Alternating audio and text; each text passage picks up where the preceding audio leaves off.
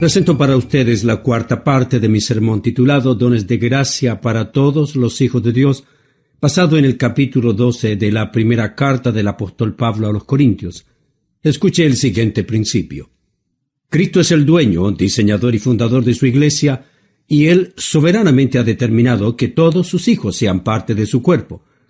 Todo el poder y todos los dones y todas las capacidades para vivir conforme a su diseño soberano ha sido entregado a todos los cristianos. Que la vida de un ser humano normal y mortal y la vida de un ser humano pecaminoso sea transformada en una vida útil para el reino de Dios requiere de un milagro, y Dios no solo tiene el poder para hacerlo, sino que determinó que lo haría. Que seres humanos mortales puedan llevar a cabo planes eternos y soberanos requiere de una preparación sobrenatural, y Dios así lo hace. Para que los seres humanos podamos actuar imitando virtudes divinas y realizando obras que no pueden realizar por su sola competencia y solo basados en su inteligencia, necesitan un poder especial, una capacitación esencial y habilidades sobrenaturales, y Dios las ha dejado disponibles con una variedad increíble y con una efectividad no comparable. Todo lo que Dios da es efectivo. Nosotros, los seres humanos, podemos hacerlo inefectivo. Somos los hijos de Dios obedientes los que decidimos conocer, desarrollar y utilizar en forma eficiente las habilidades que Dios nos ha provisto soberanamente, las habilidades que Dios ha querido darnos, y solo los que actuamos con ese grado de obediencia que Dios ha determinado, podemos vivir la vida fructífera y recibir las bendiciones que Dios ha preparado. Permítame dar una mirada a la variedad. Es necesario entender que esta no es la única lista de dones espirituales que existe. Además, que ninguna lista incluye todos los dones en forma ordenada. Cada una de ellas incluye algunos, pero tiene sus elementos únicos. Hay 6 lugares en el Nuevo Testamento en donde se mencionan listas de dones. Versículo 8 al 10. Me refiero al capítulo 12 de la primera carta a los Corintios. El mismo capítulo, versículos 28 al 30. Algunos contan duplicados, obviamente. Algunos son únicos. Romanos 12, versículos 6 al 8 menciona otra lista. Efesios capítulo 4, versículo 11 menciona 4 de ellos, algunos que no se mencionan en ninguna otra parte de la Biblia. Primera carta de Pedro, capítulo 4, menciona 2 de ellos. Y el apóstol nos da una lista de los dones en los versículos 8, 9 y 10, y nuestro estudio no será tan profundo como se pudiera. Pablo nos presenta 5 dones a partir del versículo 8. Palabra de sabiduría, palabra de ciencia, es el mismo espíritu el que da los dos. Luego viene el don de la fe, luego dones de sanidades.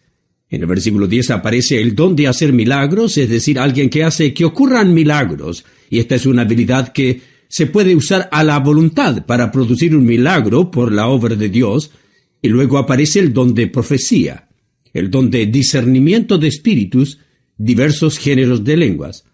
Ahora observe el versículo 28 del mismo capítulo, donde dice: Y aún nos puso Dios en la iglesia, primeramente apóstoles, luego profetas, lo tercero maestros, luego los que hacen milagros, después los que sanan, los que ayudan, los que administran, los que tienen don de lenguas. Estos versículos 8, 9 y 10 no son los únicos en que se habla de una lista de dones, pues un estudio exhaustivo nos revela que existen 6 listas en el Nuevo Testamento.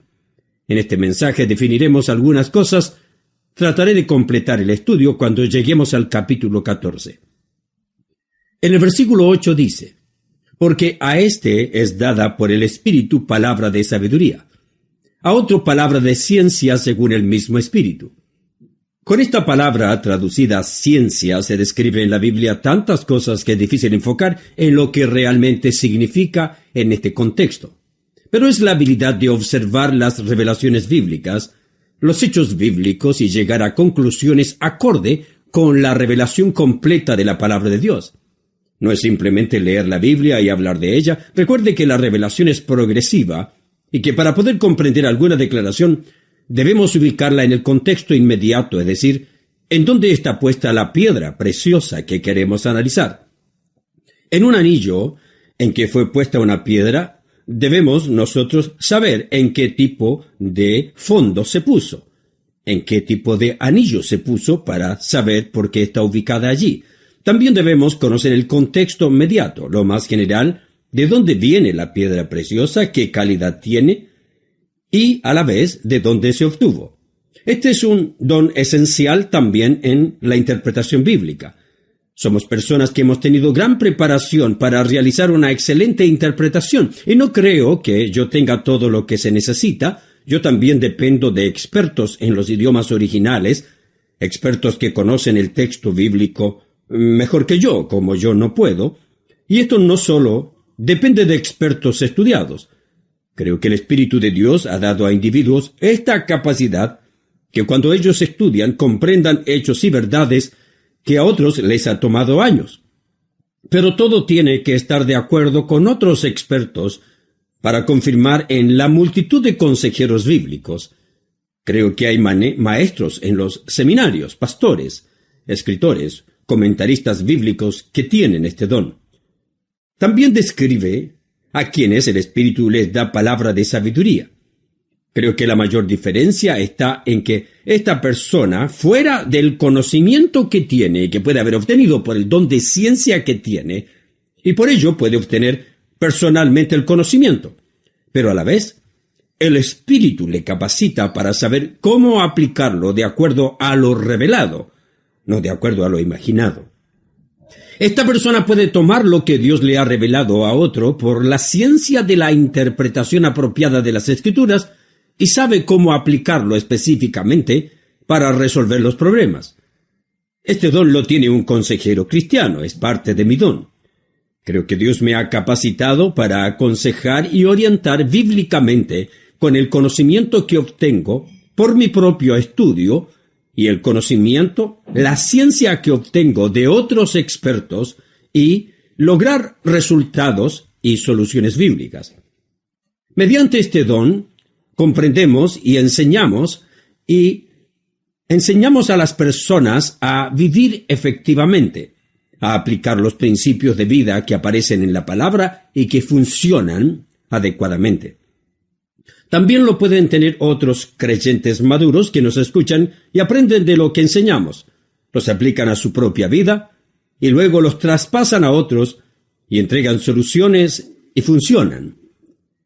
Es una comprensión espiritual de la voluntad del Dios que nos ha revelado su verdad y que cuando es aplicada funciona, tal como ha sido determinado en su palabra. Cuando uno los analiza, puede llegar a la conclusión de que existen por lo menos 3 grandes grupos de dones. Podemos decir que existe un grupo llamado los dones que permiten el establecimiento. Allí podríamos incluir a los apóstoles y evangelistas. El don de apostolado fue un don especial para el inicio de la Iglesia. Era un don de apoyo. Todavía se necesitan apóstoles, pero no, lo repito, no en el sentido que puedan revelar algo que Dios no esté revelando en las Escrituras. Ninguno tiene la habilidad de revelar algo nuevo.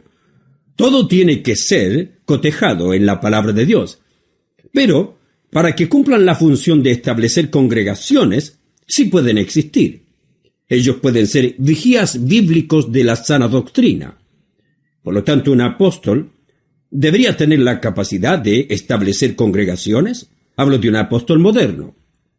Y ser un vigía permanente, bíblico. Debe conocer la Biblia, conocer la exposición bíblica para cuidar la sana doctrina. No hay apóstoles en el sentido de los apóstoles originales. De la palabra griega apostelo se deriva nuestra palabra apóstol, quiere decir enviar. Si envío a alguien para usar la palabra griega, estoy apostolando. Tenemos que hacer una gran distinción, pues ya no pueden existir apóstoles en el mismo sentido y con las mismas capacidades que los 12 apóstoles originales. Esto se lo repito. Ya no pueden existir apóstoles en el mismo sentido y con las mismas capacidades que los 12 apóstoles originales. no existe sucesión apostólica. Puede ser un apóstol uno que tiene autoridad absoluta bajo Cristo, poseer dones de naturaleza milagrosa, tener gran sabiduría y devoción, y yo ligaría la palabra sabiduría al don de apostolado. Son los pioneros espirituales que iniciaron iglesias. Son los que establecieron las verdades doctrinales que dieron forma a la iglesia en el primer siglo, que recibieron la revelación divina porque no existía, y que vieron al Cristo resucitado. ¿Captó toda la lista? Por eso no hay apóstoles hoy, en ese sentido. No importa lo que otras iglesias enseñen, ni lo que cualquier secta diga en la actualidad. No hay apóstoles hoy iguales que los originales. Los hubo en el primer siglo de la iglesia de Cristo. Él mismo constituyó a unos apóstoles. Ellos podían, bajo la autoridad de Cristo, realizar milagros a voluntad. Tenían dones y capacidades sobrenaturales, y fueron así, esencialmente, para ganar la credibilidad y corazones de los creyentes que los necesitaban, para verificar el mensaje. Recuerde que el mensaje no tenía manera de ser autenticado si no era por la obra, los milagros divinos.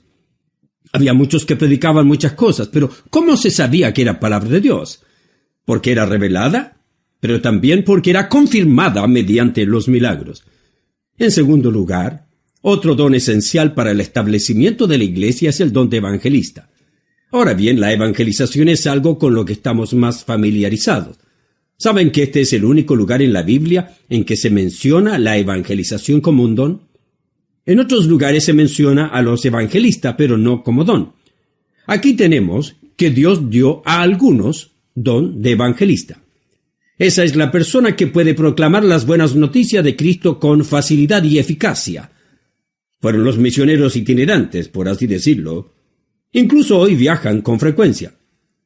Rara vez los evangelistas echan raíces hondas en algún lugar de ministerio. Viajan porque constantemente están en contacto con los perdidos. Es impresionante ver a un evangelista en su trabajo. Al escuchar a los evangelistas, uno se sorprende de cómo Dios trabaja en ellos. Yo puedo predicar el mismo mensaje y no se convierte en nadie.